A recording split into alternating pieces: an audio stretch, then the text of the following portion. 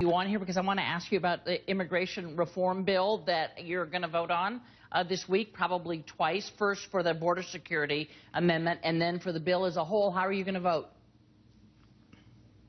I'm all in favor of immigration reform, but I'm like most conservatives in the country that I think reform should be dependent on border security first. So I introduced an amendment that would have done just that.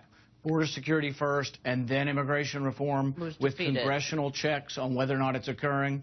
That wasn't voted in favorably, and so without some congressional authority and without border security first, I can't support the final bill. So you're a no, despite the fact they are pouring $30 billion worth of border patrol. They are doubling the size of the border, where we're told that illegal entry is way down. They're going to have 24/7 drone coverage of the border. Does that not tell you the border is going to be secure?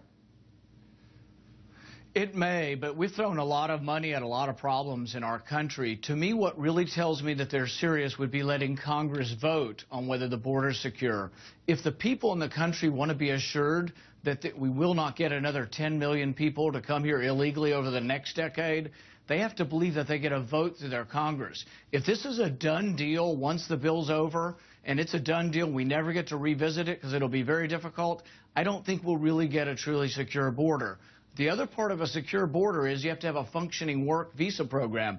This bill puts new caps and allows less workers to come in to pick crops. That's where the illegal immigration is coming from. This bill will actually make that problem worse. Senator, part of the problem, of course, that people say of having Congress be able to say, yes, it's secure, go ahead and let's start legalizing some of the folks that are here, is that Congress is a pretty political place. And if you leave something that you think is a matter of numbers up to Capitol Hill, they will make it about politics. So if you put it in the hands of, say, and you think the president, you think the president's not political? Won't always be this president. 1.3.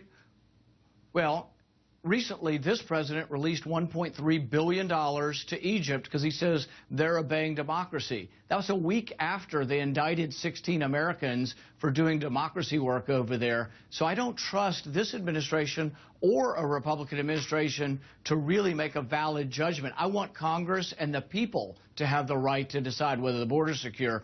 Is that political? Yes, we live in a democracy, a democratic republic. It will be political no matter whether it's a president or Congress. And, Senator, what do you say to those, including an editorial in the Wall Street Journal, that say there are just people who are against immigration reform, who don't want immigration reform, and are going to use border security as the excuse? What do you say to that criticism? That wouldn't be me, because I'm all for immigration reform. I'm for lessening the caps. I think the bill has too strict a caps, and that's why we'll get more illegal immigration. Right now, there are no caps on agricultural worker visas. This bill is going to put a cap of 110,000.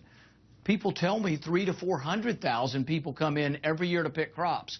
If you only let 110,000 come in legally, that means you're inviting 300,000 to come in illegally every year.